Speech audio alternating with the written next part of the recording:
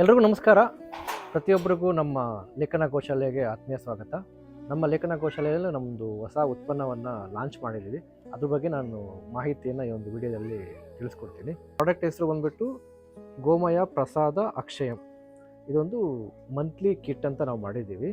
ಇದರಲ್ಲಿ ಏನೇನಿದೆ ಅಂತ ಹೇಳಿದ್ರೆ, ಮೊದಲನೇದಾಗಿ ಬಂದ್ಬಿಟ್ಟು ಗೋಮೂತ್ರ.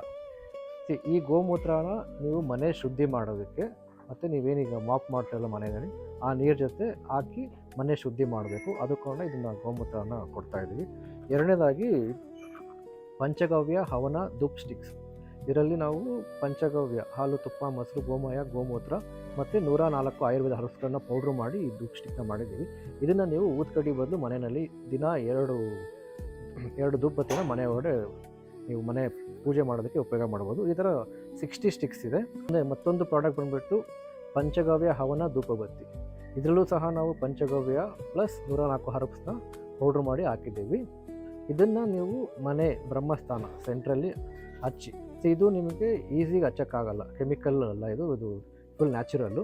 ಇದನ್ನು ನೀವು ದೀಪದಲ್ಲಿ ಇಲ್ಲಾಂದರೆ ಗ್ಯಾಸ್ ಸ್ಟವ್ನಲ್ಲಿ ಸುತ್ತಲೂ ಒಂದು 2 ನಿಮಿಷ ಹಚ್ಚಬೇಕಾಗುತ್ತೆ. ಅಂದರೆ ಸುತ್ತಲೂ ಬರ್ನ್ ಮಾಡಿ ಇದು ಕೆಂಡ ಆದಾಗ ಮಾತ್ರ ಇದನ್ನು ಈ ಥರ ನಾವು ದೀಪದೊಳಗೆ ಇಟ್ಟು, ಆ ದೀಪದಕ್ಕೆ ಇಲ್ಲಿ ನಾವು ಕೊಟ್ಟಿರೋ ಇದು ಒರಿಜಿನಲ್ ಲೋಬಾನ ಪೌಡ್ರನ್ನು ಇದರೊಳಗೆ ಹಾಕಿದಾಗ ಆ ಸ್ಮೋಕ್ ನೀವು ಮನೆ ಬ್ರಹ್ಮಸ್ಥಾನ ಹಚ್ತಿರಲ್ಲ, ಆ ಸ್ಮೋಕ್ ಇಡೀ ಮನೆಗೆಲ್ಲ ಆವರಿಸ್ಕೊಂಡು ಒಂದು ಪಾಸಿಟಿವ್ ವೈಬ್ನ ಕೊಡುತ್ತೆ. ಮತ್ತು ನೀವು ಮೆಡಿಟೇಷನ್, ಯೋಗ ಮಾಡೋದಕ್ಕೆ ಇದು ಭಾಳ ಅನುಕೂಲ ಆಗುತ್ತೆ.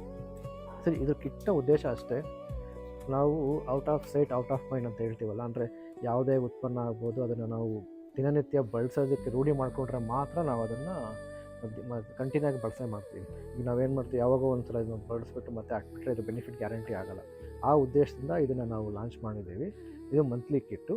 ಮತ್ತು ಯಾರನ್ನ ಈ ನಮ್ಮ ಗೋಮಯ ಕ್ರಾಂತಿ ರೆವಲ್ಯೂಷನ್ ಪ್ರೋಗ್ರಾಮ್ಗೆ ಸಪೋರ್ಟ್ ಮಾಡೋದಕ್ಕೆ ಈ ಮಂತ್ಲಿ ಕಿಟ್ನ ಬೇರೆಯವ್ರಿಗೆ ನೀವು ಗಿಫ್ಟಾಗಿ ಕೊಡಬೇಕು ಅಂದರೆ ಅದಕ್ಕೂ ಆಪ್ಷನ್ ಅವೈಲಬಿಲಿಟಿ ಇದೆ. ಮತ್ತು ಇದನ್ನು ಕ್ವಾಂಟಿಟಿ ಕಮ್ಮಿ ಮಾಡಿ ಕಸ್ಟಮೈಸ್ ಮಾಡಬೇಕು, ಅದಕ್ಕೂ ಆಪ್ಷನ್ ಇದೆ.